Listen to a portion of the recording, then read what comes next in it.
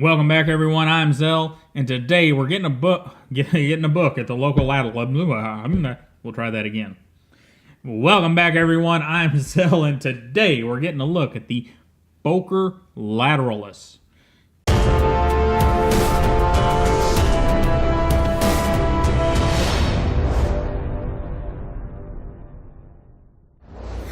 That's a weird name, and I tried to look it up, and it actually has a meaning, but I can't remember exactly what it was. Maybe if I find it again, I'll stick it up there on the screen for you. Anyhow, this knife is one that I just wasn't super enthralled with, but my brother picked one up, and he kept telling me I had to show you guys this knife. He said that this audience would love this knife, and I was like, man, I don't know. I don't want to spend the money on it because, well, I'm just not a big fan of it. So he sent me some stuff, and I opened up that package, and here is the Boker Lateralus. And my suspicions were correct. There are some things about this knife that I don't care for, that would keep me from spending my own money on it. But my brother is right, too. There are some things about this knife at its price point that makes it really, really hard to ignore. So let's get into it. First off, we've got a closed length of 4.6, a handle thickness of just under an inch, a closed height of 1.33, which is just amazing on this knife. It seems like it should be thicker.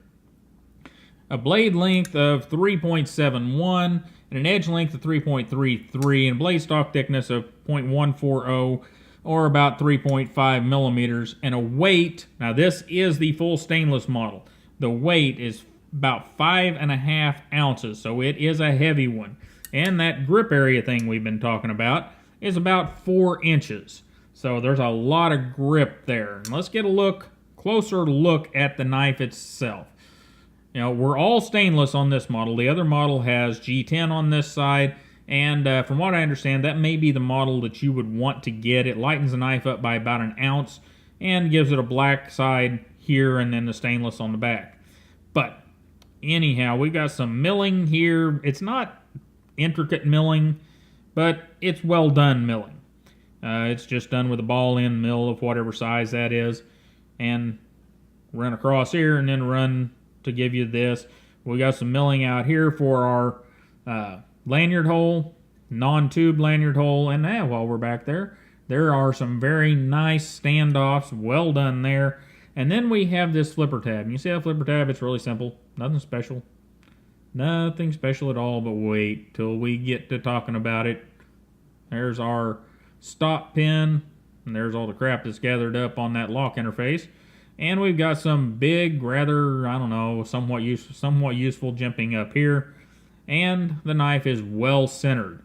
On the back side, we've got a slightly oversized pivot, got our lock bar relief's pretty large, and this ridiculous pocket clip.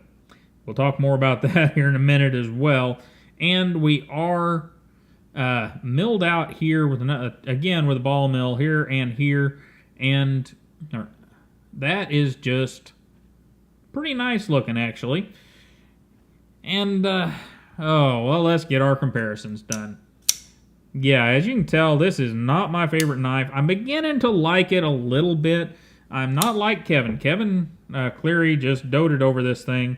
I'm not going to, but there is one feature of this knife that is just amazing that we'll get to. Anyhow, here's our Buck 110 and our Rat Model 1. And I really meant to start using the orange Rat. Yeah, there we go. There's the orange Rat. And the reason I was doing that is because, well, I've got a burnt orange Delica, so we might as well go all orange around some of these knives just for fun. And it's I'm recording this on Halloween, so now there you go. And here is going to the blade. I'm going to try to keep it civil. We have a decent stonewash. It is not the most beautiful stonewash I've ever seen, but it's definitely not the worst. Comes out pretty good on the D2. It is a bit of a fingerprint magnet, so they have done, before they stonewashed it, they have taken it down to a fairly fine grit on the belts or whatever they're using. And we've got a long fuller in here, A bit sharp on the edges, but it doesn't seem to catch stuff. I've carried this knife quite a bit, and we are swedged up through here. So they put some detail into the blade, and this is a stout design, if you didn't already know, and it's got a D2 blade. And this one happens to be number 295. Boker does a lot of this, numbering the blades as they go through, or knives, if you will. And we have a knife here that is all belly. It doesn't look like it's all belly, so I've got this is some handle material we'll use. And that is going to end up, I know it doesn't look beautiful now, but it's going to end up being some beautiful handle material. But see if we can get this in the light. Watch this. See if you can find a place where there's not, it's just roll all the way across. There isn't a flat spot on this blade whatsoever. And that is not that big a deal. You got to know what you're doing with it, but it's just like any other blade shape. Give yourself some time, you'll learn it, and you'll be able to use it efficiently. So overall, big flat grind, reasonably thin behind the edge. It's not going to be some super slicer, but it's going to be fine. It's going to do the EDC tasks well. So overall, the blade is pretty good. However, we'll get to all that bad here in just a minute. But first, let's do a pause and read card.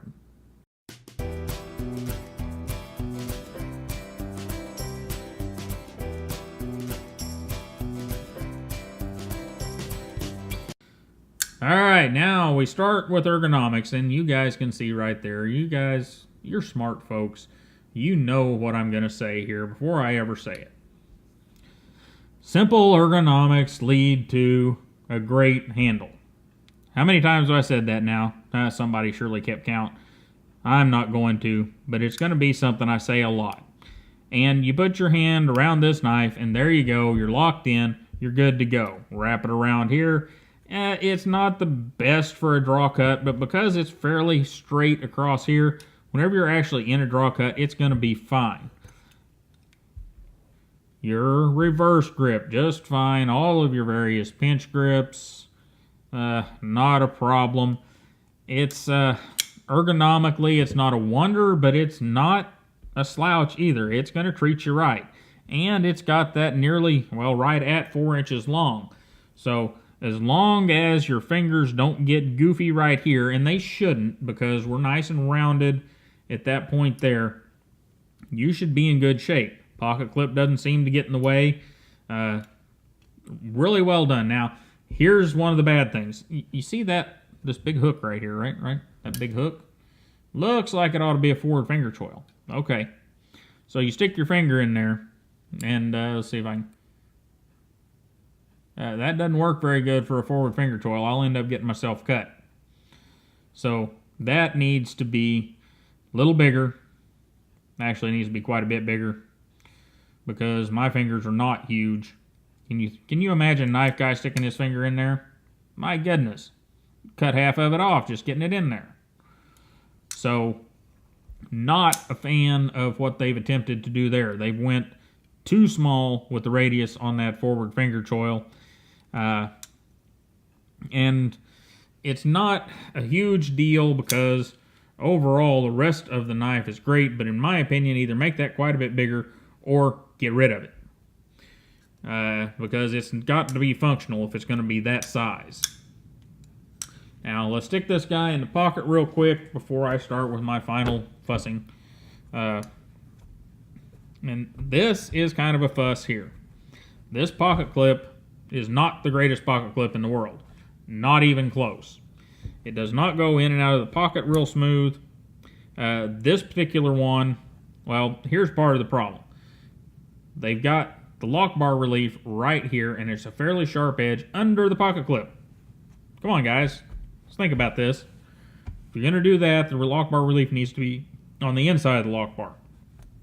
But the redeeming factor here is it is a stainless steel clip. And because it's a stainless steel clip, I can get out there with the vise and the vice grips, and I can adjust this clip to what I need. And if I were to keep this knife, that's what I would do. Since I'm not going to keep it, I'm just going to sharpen it up, use it a little bit, so I can get a full opinion on this guy, and send it back home. But one thing we do need to check that we haven't yet are the screws. So let's see if we can get, there's our driver. Those screws are good and tight. Let's see how deep they are. Not terribly deep. See if I can get that there for you guys to see. Deep enough. But nice and tight. So Boker is using some good screws there. And that's always a beautiful thing to see. But overall, guys, the Boker Lateralus. Here's what I wanted to say to all of you. If you are a knife fidgeter, if that's your thing, you're not getting a better fidgety knife for this price with anybody else. And whenever this thing runs $84 or less, it's 60 something, I believe, if you get the G10. This is a fidgeter's dream. The flipper tab, it doesn't need any jimping. It's not going to hurt you. These edges right here could be a little softer, but they're not going to tear you up. So very well done. And just, well, like I said, this thing at its price point is the knife fidgeter's dream. Now, would I get it? Well, no. I am no fan of the milling on the front of it. I'm no fan of the look of the knife.